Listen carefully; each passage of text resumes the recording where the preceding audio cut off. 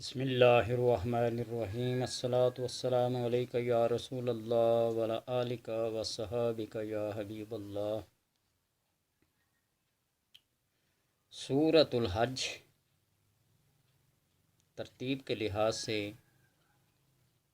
22ویں number کی صورت ہے، 17ویں پارے میں واقع ہے۔ اس صورت میں حج کے مسائل، قربانی کے مسائل، ہجرت اور جہاد کے مسائل بیان کیے گئے ہیں، اور اس سورہ حج میں 8 آیات ایسی ہیں جن کو خزانہ الہی کہا جاتا ہے، اور ان 8 آیات کی تفسیر، ان کی فضیلت، ان کی اہمیت کے اوپر ایک تفصیلی ویڈیو اس سے پہلے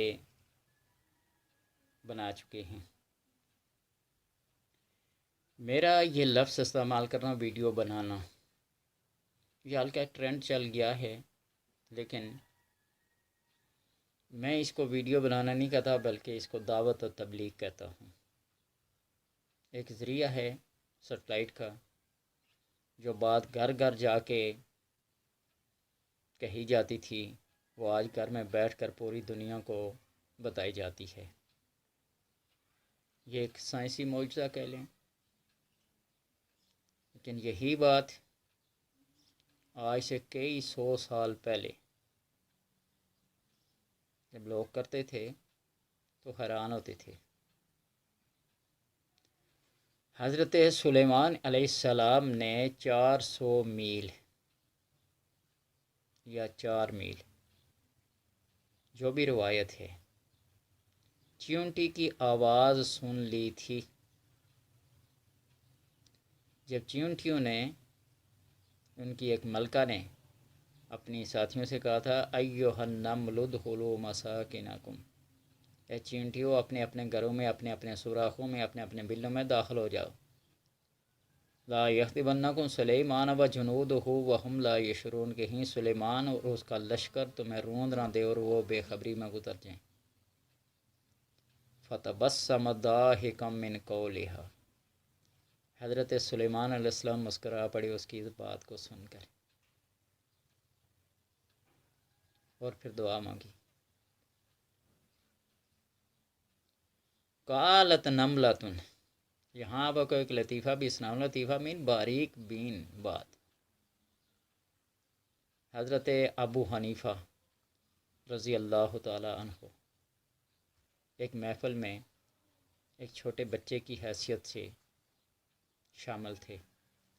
وہاں ایک بہت بڑے صاحب علم حضرت قتادہ رضی اللہ تعالی عنہ خطاب کر رہے تھے۔ انہوں نے کہا، سولونی ما شئتم، ما شئتم، ما عموم کے لیے ہے، ہر عقل اور غیر عقل والی چیزوں کو، ذوی العقول اور غیر ذوی العقول۔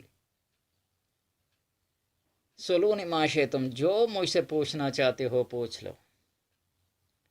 ابو حنیفہ رحمۃ اللہ تعالی کھڑے ہوئے، کہا، وہ چیونٹی جس نے اپنی ساتھی چیونٹی سے کہا تھا اپنے اپنے سوراخوں میں داخل ہو جاؤ، بتاؤ وہ نر تھی یا مادہ؟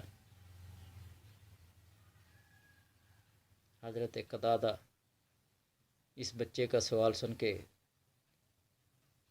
بالکل خاموش اور ساکت ہو گئے۔ تو امام نے فرمایا کہ سوال تو بہت بڑا کیا ہے، کہ جو پوچھو، میں نے پوچھا ہے نا، جواب دو۔ لگے مجھے نہیں آتا۔ امام اعظم نے فرمایا وہ مادہ تھی۔ نے کہا دلیل کیا ہے تمہارے پاس؟ نے کہا قرآن پاک کے اندر جو لفظ استعمال ہوا، جو صیغہ استعمال ہوتا ہے، وہ مؤنث کا ہے۔ قالت، قالت نملۃ۔ اتنا بڑا دعویٰ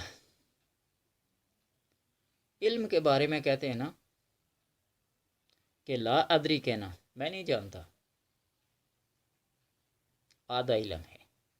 لا ادری میں نہیں جانتا، اتنا کہنا آدھا علم ہے۔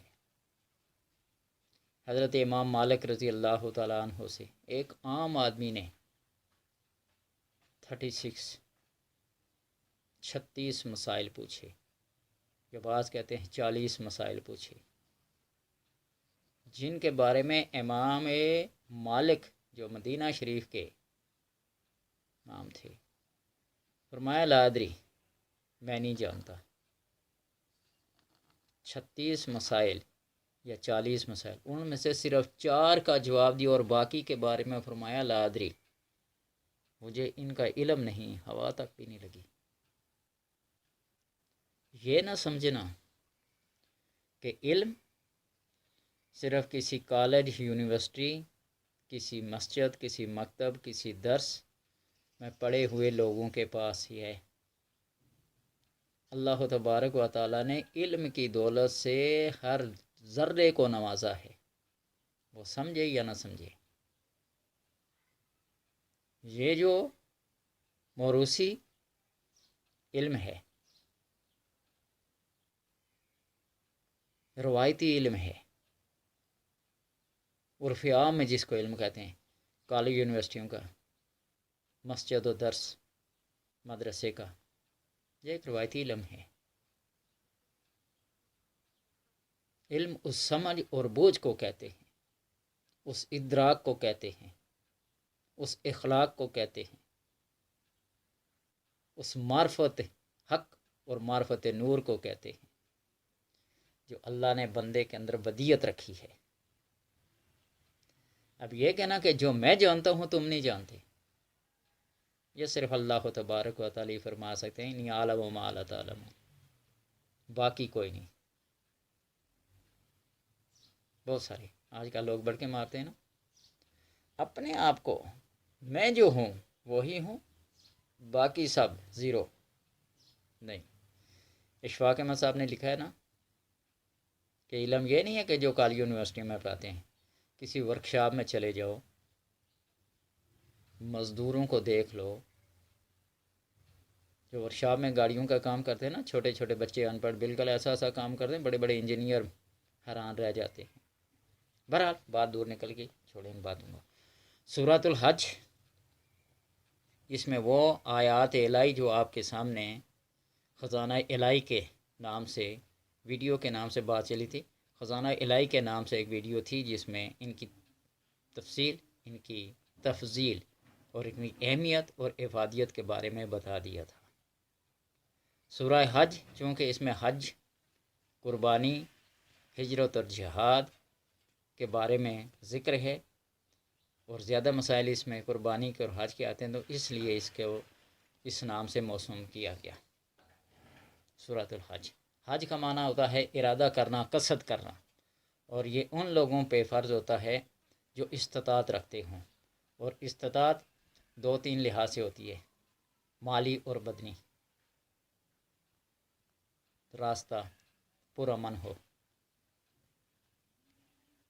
مالی استطاعت بھی ہو، بدنی استطاعت بھی ہو، راستہ پرامن نہ ہو، بہت سارے فقہی مسائل ہیں۔ تو لہٰذا اس قصد و ارادے کا نام حج ہے، اور پھر وہ خاص ارکان جو طواف، صفا مروہ کی سعی، احرام، سر حلق یا قصر کرانا، بہت سارے ایسے مسائل ہیں، سب لوگ جانتے ہیں۔ آج کل کوئی بھی ایسا نہیں ہے جس نے حج و عمرہ نہ کیا ہو، دیکھا دیکھی سارے علوم آئے جاتے ہیں۔ تو بہرحال جو فضیلت، جو اہمیت بتائی گئی ہے، اللہ تبارک و تعالی توفیق دے سب کو۔ سورہ حج، سورہ حج کے بارے میں نبی اکرم صلی اللہ علیہ وسلم نے فرمایا کہ جو اس کی تلاوت کرے، جو بندہ بھی اس کی تلاوت کرے اور اس کو حاجیوں کے حج کے برابر، گزشتہ اور آئندہ جو حج کر چکے ہیں اور جو کریں گے، ان کے برابر نیکیاں اور ثواب ملے گا۔ حدیث ہے، فرمان رسول ہے۔ قرآن کی اہمیت، اس کی افادیت اپنی جگہ پہ مسلم حقیقت۔ اور آپ صلی اللہ علیہ وسلم نے اس کی عظمت اور اس کی اہمیت کو دیکھتے ہوئے یہ فرمایا کہ جو سورہ حج کی تلاوت کرے اس کو گزشتہ اور آئندہ آنے والے حاجیوں کے حج کے برابر اللہ ثواب عطا کرتا ہے۔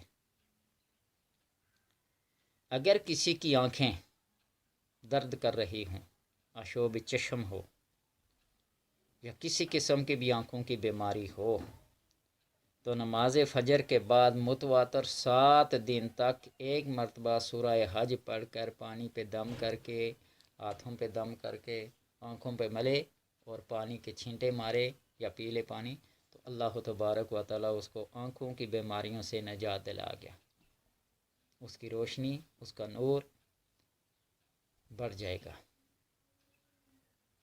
یہ قرآن کی اہمیت ہے، یہ قرآن کی فضیلت ہے، یہ قرآن کی تاثیر ہے۔ اگر کسی کو آدھے سر کا درد ہو، یہ آدھے سر کا درد بھی بڑی بری چیز ہوتی ہے، درد ہو تو سورہ حج کو نماز تہجد کے بعد یا فجر کی نماز کے بعد کوشش کریں۔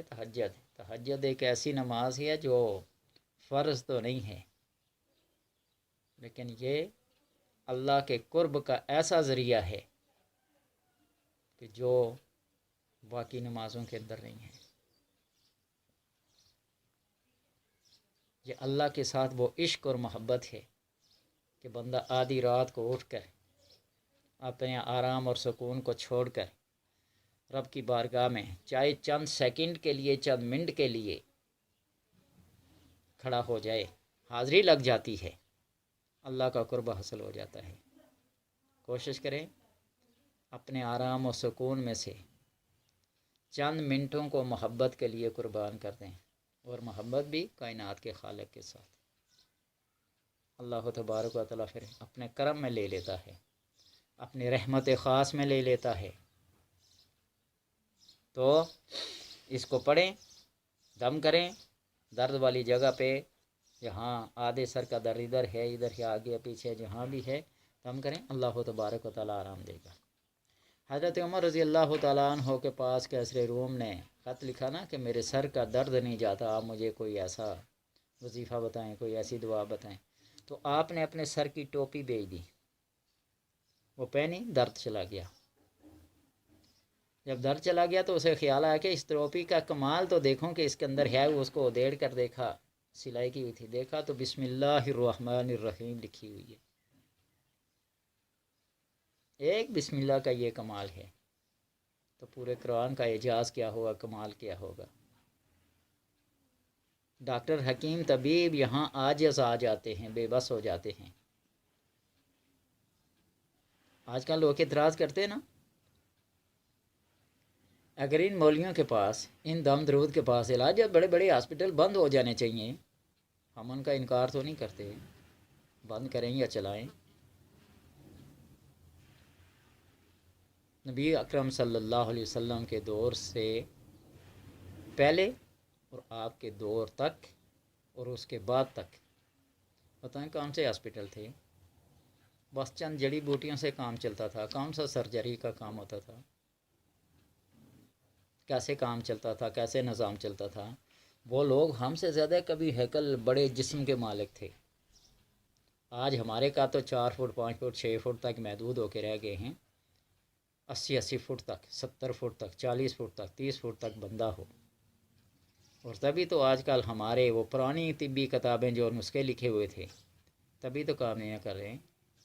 30 فٹ آدمی کے اوپر جو نسخہ فٹ آتا تھا وہ آج 5 فٹ کے آدمی کے اوپر فٹ کر رہے ہیں، کیسا ہوگا؟